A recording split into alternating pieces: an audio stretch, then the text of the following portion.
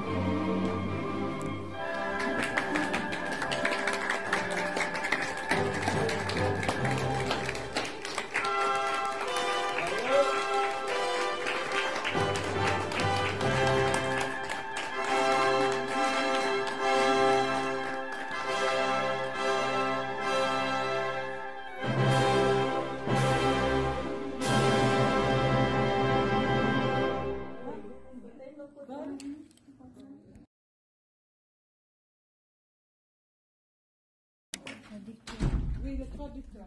Voilà. Monsieur, mettez-vous ici, s'il vous plaît. Voilà. Monsieur, dame, veuillez vous asseoir, s'il vous plaît. Asseyez-vous.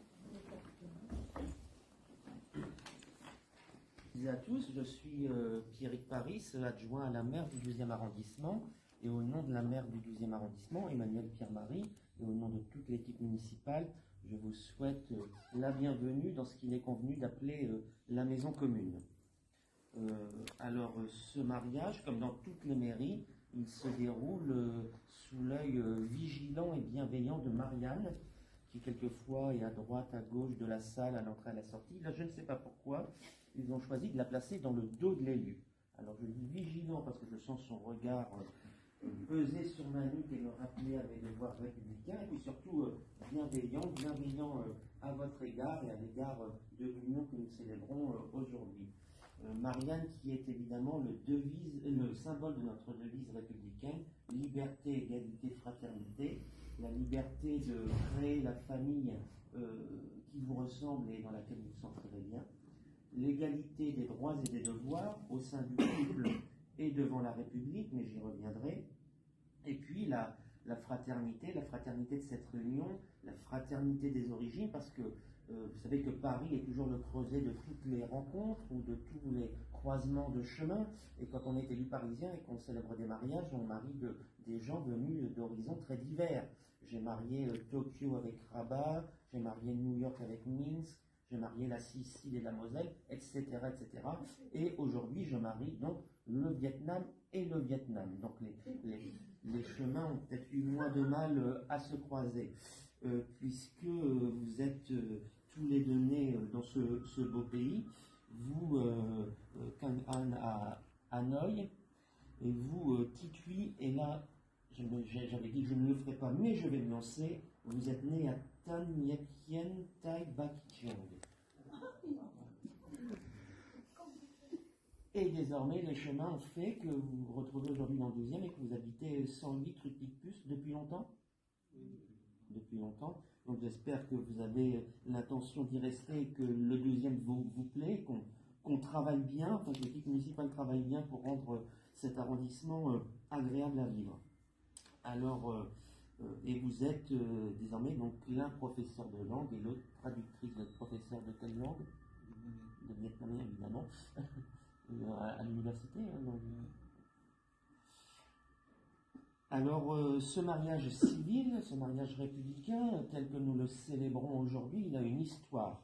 Il a une histoire qui a évolué depuis sa création et qui a évolué très lentement, puisque c'est en 1804 que Bonaparte, bientôt Napoléon, veut poser sur les sables créés par les désordres de la Révolution française, veut poser sur la France des masses de granit. Alors les masses de granit, c'est la Banque de France, ce sont les préfets, et c'est le Code civil qui régit encore aujourd'hui beaucoup d'aspects de notre vie individuelle et collective, et qui régit notamment l'institution du mariage.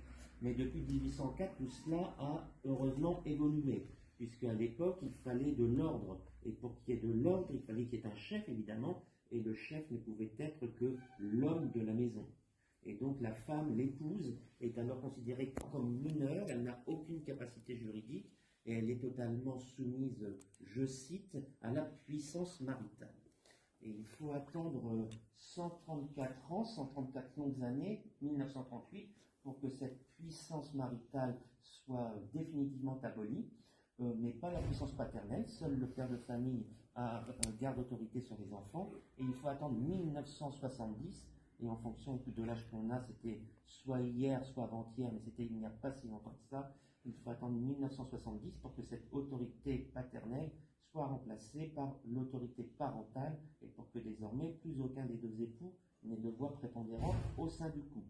Donc Madame l'a échappé belle, et puis Monsieur fera avec. Et puis ce long chemin vers l'égalité, il aboutit évidemment en 2013 avec l'adoption du mariage pour toutes et tous, qui ouvre des droits à tout le monde, quel que soit son choix de vie, sans en retirer aucun à quiconque. Et si toutes les lois pouvaient avoir cette vertu, nous nous emporterions une démarche administrative. C'est d'abord la marque de votre amour, de votre volonté de mener ensemble une vie commune, de bâtir ensemble un avenir commun. Dans les séries américaines, souvent l'officiant dit qu'on se marie pour le meilleur et pour le pire. Mais j'allais dire, ça c'est facile, parce que le meilleur, on le prend toujours avec bonheur, et puis le pire, quand on s'est un peu construit dans la vie, on sait qu'on aura, en espérant le plus ponctuellement possible, des moments particulièrement douloureux à affronter. Non, ce que je trouve le plus difficile dans le mariage, c'est de choisir d'affronter ensemble le quotidien. Alors c'est moins flamboyant à dire que pour le meilleur et pour le pire, mais c'est peut-être plus beau parce que plus difficile, parce que dans la vie, dans le mariage, il faut se supporter. Au sens... vous avez, parce que vous avez mauvais esprit. Vous pensez au sens négatif du terme, mais dans mon esprit aussi au sens... de l'anglicisme supporter, donc se soutenir et s'encourager mutuellement, ce qui est une vision beaucoup plus positive du mot. Eh bien, il a ses hauts, il a ses bas, et comme le disait un ancien président de la République, dans la vie, il y a des hauts, il y a des bas, il faut mépriser les hauts et repriser les bas, même si maintenant on ne reprise plus beaucoup les vêtements. Et puis, si jamais plus tard vous devez traduire, bon courage pour traduire le jeu de mots en vietnamien. Il est souvent d'usage, quand un élu célèbre une cérémonie, qu'il illustre son propos en allant chercher une citation. Donc moi, je n'ai pas été googler la mienne ou la chercher dans un dictionnaire des citations. Je l'ai reprise d'un auteur que j'ai pratiqué, et donc une phrase que je connaissais, André Malraux, qui n'était pas spécialement connu pour la sobriété de son éloquence, mais qui a fait une exception en écrivant la formule la plus simple de l'amour, c'est « tu m'es nécessaire ». Et je crois que le sens de l'union que nous célébrons aujourd'hui, le sens des consentements que vous allez échanger dans quelques instants, c'est tout simplement que l'un dise à l'autre, que l'une dise à l'autre, « tu m'es nécessaire », et je vous souhaite tous mes vœux de bonheur.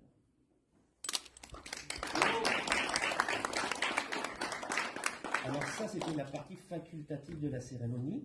Maintenant, on va entrer dans le vif du... J'aurais pu vous l'épargner. Maintenant, on va entrer dans le vif du sujet, en commençant donc par les articles du Code civil dont la lecture est obligatoire au moment d'une cérémonie de mariage. Du Code civil relatif aux droits et devoirs des époux.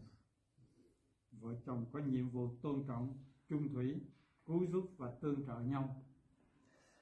Article 212. Les époux se doivent mutuellement respect, fidélité, secours, assistance. Vợ chồng cùng nhau đảm bảo sự chỉ đạo về mặt đạo đức và vật chất chung của gia đình. Article 213.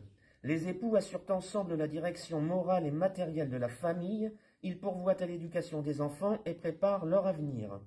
Vợ chồng cùng chỉ đạo về mặt đạo đức và vật chất của gia đình. Vợ chồng cung cấp cho việc giáo dục con cái và chuẩn bị tương lai cho chúng. Article 214. Si les conventions matrimoniales ne règlent pas la contribution des époux aux charges du mariage, ils y contribuent à proportion de leurs facultés respectives. Ước hôn nhân không giải quyết việc đóng góp của vợ chồng vào tổn phí sinh hoạt của cuộc hôn nhân, thì vợ chồng đóng góp vào đó theo tỷ lệ khả năng của riêng mỗi người. Article 215. Les époux s'obligent mutuellement à une communauté de vie. Vợ chồng có nghĩa vụ chung sống với nhau. Article 371-1. L'autorité parentale est un ensemble de droits et de devoirs ayant pour finalité l'intérêt de l'enfant.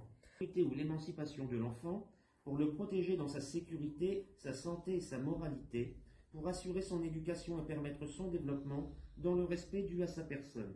L'autorité parentale s'exerce sans violence physique ou psychologique.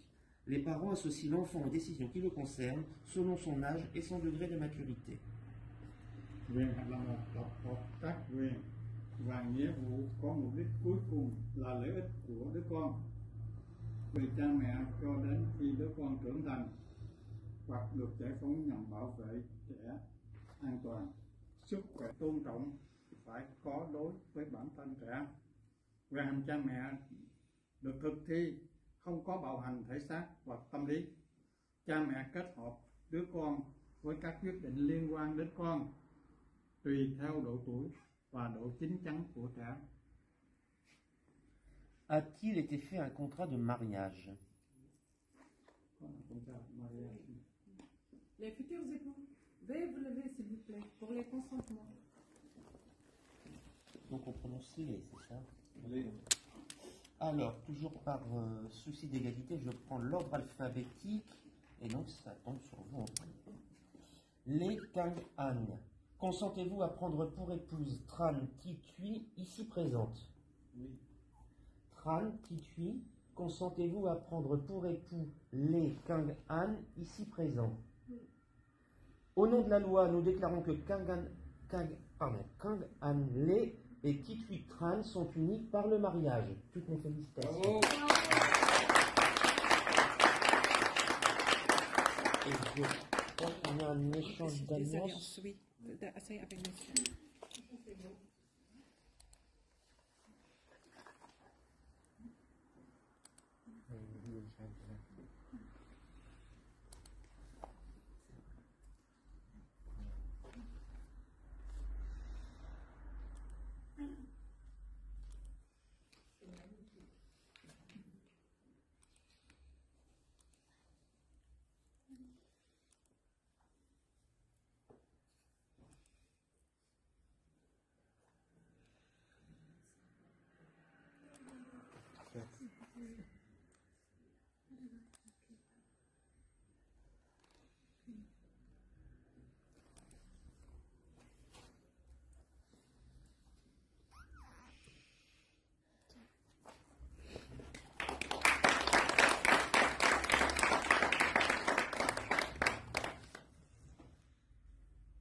Les mariés, veuillez vous asseoir. Nous allons passer à la lecture de l'acte de mariage.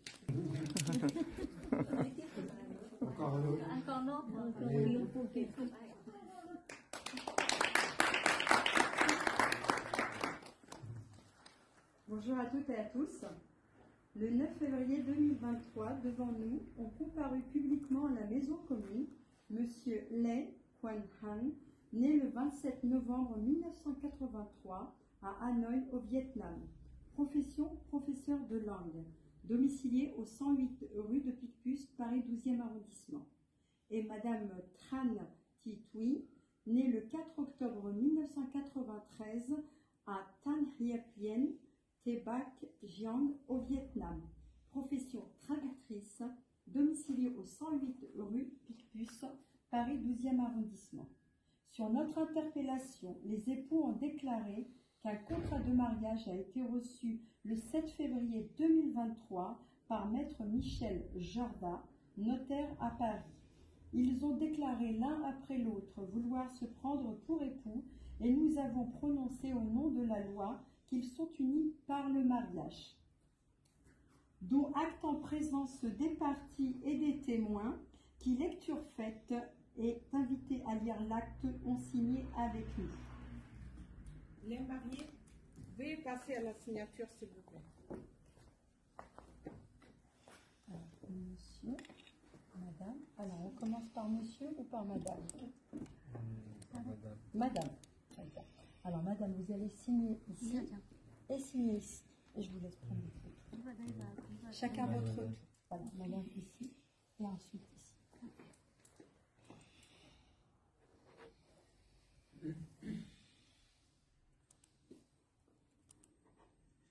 Merci. Monsieur, ça sera ici et ici, s'il vous plaît.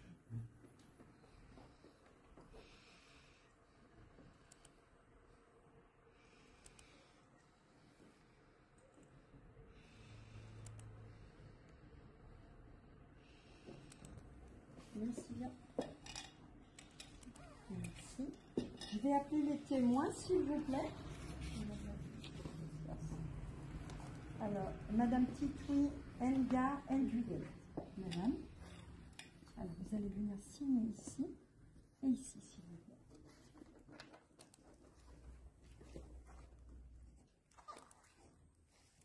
plaît. Et Madame Anne-Marie Brédevouille. Alors, c'est son remplaçant. Alors, il me faut sa pièce d'identité. Voilà. Alors, vous allez signer ici et ici.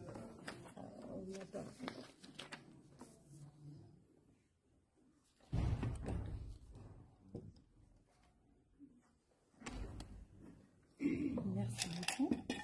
Bon, je vous verrai après. Vous allez me mettre votre profession. Oui, vous mettez ingénieur peut-être. Alors, ingénieur. Peut-être. En quoi? Retraité. Retraité. D'accord. Et votre adresse, s'il vous plaît, monsieur?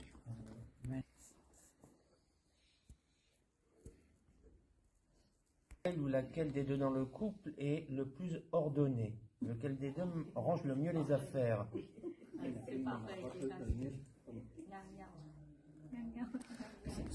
C'est son égalité. Ah, bah alors faut tirer à pile ou face. Alors que c'est quoi votre réponse d'après vous? Plutôt vous? Alors c'est parce qu'il faut que maintenant que c'est donc à vous que je remets le livret de famille, qui est un document très précieux dont je vois que vous aurez bientôt besoin. Donc toutes mes félicitations. On sait si c'est un garçon ou c'est une fille ou c'est la surprise? C'est une fille. Toutes mes félicitations. Vous aurez besoin du livret de famille, bien évidemment. Et dans sa grande générosité, la mairie du 12e, en souvenir, me demande de vous offrir une carafe d'eau. Une carafe d'eau, pour l'instant c'est une carafe, après vous y mettrez ce que vous voulez dedans, c'est pas forcément de l'eau. Donc encore toutes mes félicitations. Il y a une petite fête après peut-être. Oui, mais ça on peut demander. Qu'est-ce que je dois faire? Petit symbole, oui, pour voir le bonheur. Il faut l'ouvrir maintenant ou plus tard? Non, ça va, c'est pour le thé. D'accord. Ah, c'est pour le thé, oui, je vais en mettre partout. C'est comme des étrennes. Oui, parce que c'est le thé dans la... Ça porte bonheur. Ah oui. Parce que c'est tradition pour le petit thé. Merci. J'espère que ça me fera du bien. Ça c'est... Donc, bonne journée à vous toutes et tous. Bonne fête ensemble, en famille et entre amis. Et puis, peut-être à bientôt dans les rues du 12e. Merci beaucoup. Alors tous ensemble, vive les mariés, vive les mariés, vive les mariés, vive, hurrah, vive les mariés. Merci monsieur le maire, merci beaucoup. Ouais. Ôi giời, cảm ơn nhiều. Cảm ơn em nhé. Dạ. Wow. Merci beaucoup. Là c'est symbole, hein?